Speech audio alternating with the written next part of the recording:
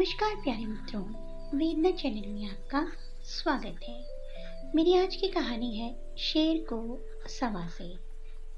नींद में वह अलार्म बंद कर चादर में फिर से सिमट गई। वर्षा बहू, 10 बज गए हैं, अभी तक तुम चादर तान के सो रही हो।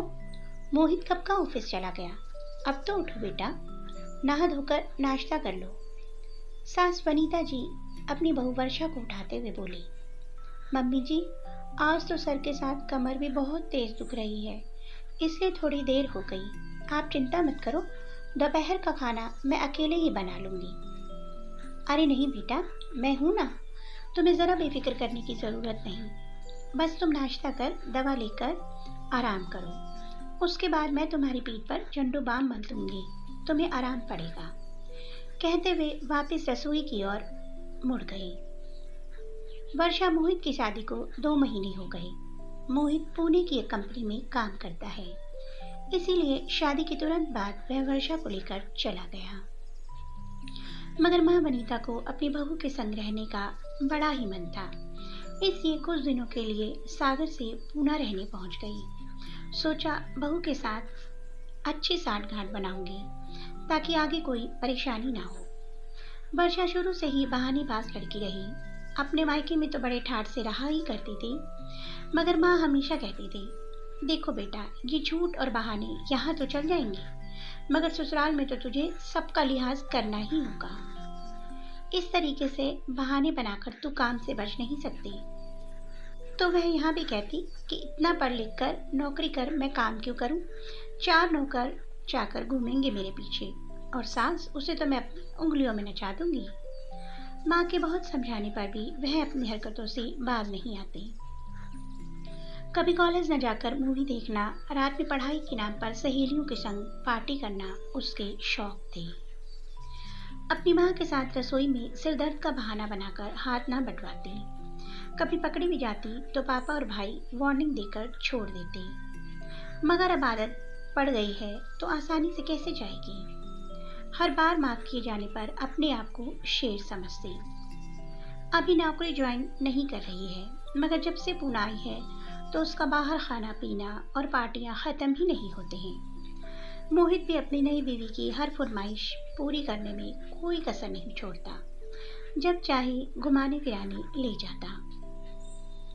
वनीता जी को आए 4 दिन हुए हैं और वर्षा उनके भोलेपन और सीधेपन का फायदा उठा रही है। काम करने के नाम पर हर कभी सर दर्द, पैर दर्द, कमर दर्द, पेट दर्द के बहाने बनाकर अपने कमरे में आराम से मोबाइल चलाती रहती है। जब भी वनीता जी उससे पूछती है तो दर्द कराने का बहाना करती रहती है। मगर अब काफ़ी दिन हो गए, उसका घर से निकलने का मन कर रहा था। उसने सोचा डॉक्टर को दिखाने का बहाना बनाकर घर से निकलकर घूम कर आती हूँ। मम्मी जी, मुझे बहुत पेट दर्द हो रहा है, इसलिए डॉक्टर का अपॉइंटमेंट लिया है, थोड़ी देर में दिखा कर आती हूँ। सर पर हाथ रखते हुए बोली। अच्छा बेटा, तुम अकेली कैसे जाओगी? चलो मैं भी तुम्हारे साथ चलती हूँ, काम तो सब निपट ही गया है। नहीं नहीं मम्मी जी, वहाँ जाने आने में 2 घंटे लगेगा, बड़े शहर का ट्रैफिक, उफ। वहाँ मरीजों की लंबी लाइन में मेरा नंबर तो सबसे लास्ट में आया है, आप बेकार में ही थक जाएंगी। आप आराम से घर में टीवी देखिए, मेरा मर्ज है, मैं ही दिखा कर आती हूँ। मुंह लटकाए पर्स उठाकर घर से चली गई। 4-5 घंटे बाद वर्षा घर लौटी एकदम थकी हुई और कुछ विटामिन की गोली दिखाते हुए बोली, मम्मी जी, एक दवाई तो मैं रास्ते में खा चुकी, अब मुझे 15 दिन तक लगातार गोलियाँ खानी है और भरपूर आराम करना है। कहते हुए धीमे कदमों से अपने कमरे में पहुंच गई। हाँ बेटा, तुम्हें तो तय समय से काफ़ी ज़्यादा वक्त लग गया। एक काम करो, तुम आराम से सो जाओ, रसोई की फिक्र न करना, मैं सब कर लूँगी। मम्मी जी, आप न होती तो मेरा क्या होता? गले लगते हुए अपने सास से बोली। चलो वर्षा बेटा, खाना खा लो। टेबल पर पाव भाजी, पानी पूरी, आलू टिक्की, चाट सजी हुई थी। वाह मम्मी जी, आपने तो सब कुछ मेरी पसंद का बनाया है। कहते हुए जैसे ही अपनी प्लेट में पाव भाजी परोसने लगी, तुरंत वनीता जी ने उसका हाथ पकड़ लिया।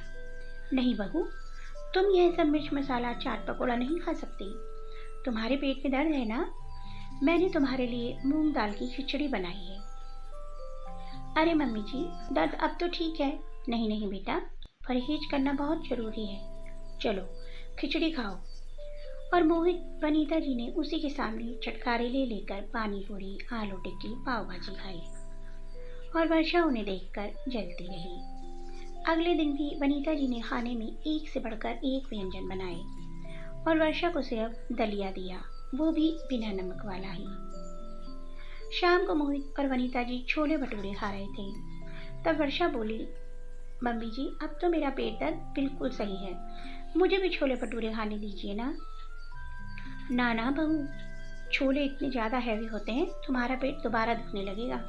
मैंने तुम्हारे लिए मिक्स दाल खिचड़ी बनाई है, बिना नमक मिर्च की, वही खाओ।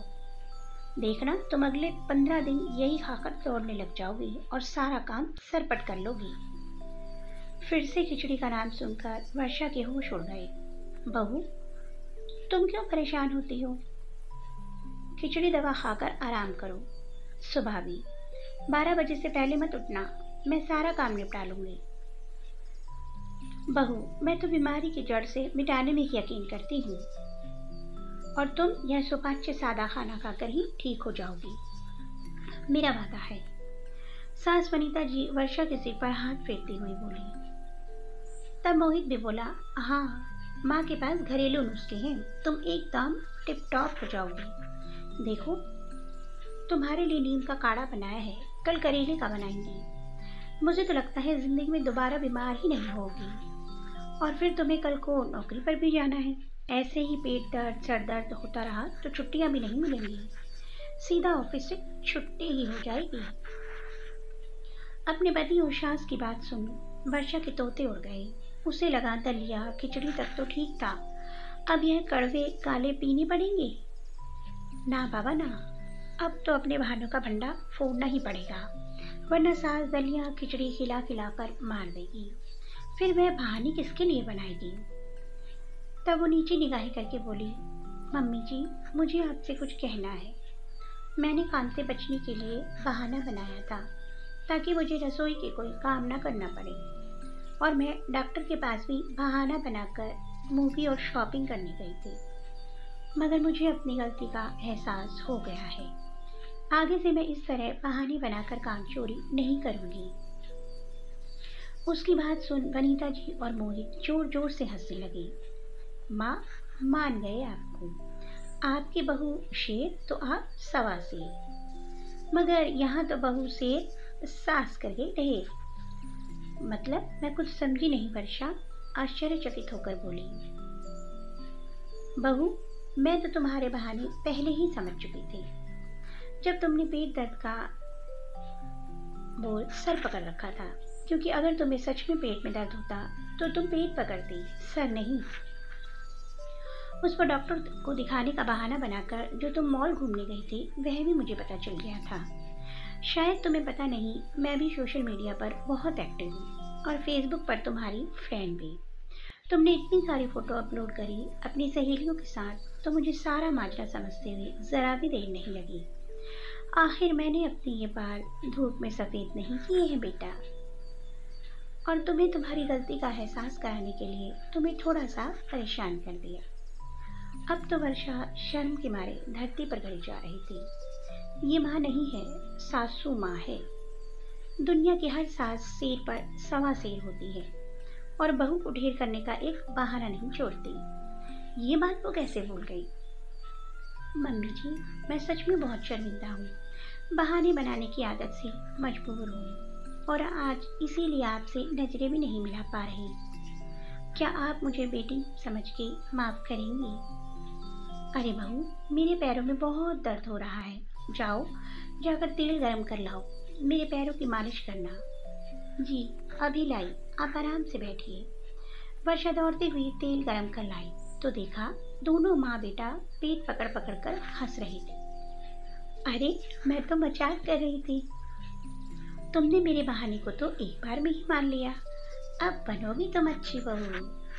वर्षा सोचने लगी, सच में शेर को सवा शेर मिल ही गया। तो दोस्तों, आपको मेरी कहानी कैसी लगी कमेंट बॉक्स में अवश्य बताइएगा। अगर आपको मेरी कहानी अच्छी लगी तो मेरी कहानी को लाइक कीजिए और प्लीज़ प्लीज़ प्लीज़ मेरे चैनल को सब्सक्राइब कीजिए। जल्द ही एक नई कहानी के साथ मिलूंगी, तब तक के लिए बाय बाय।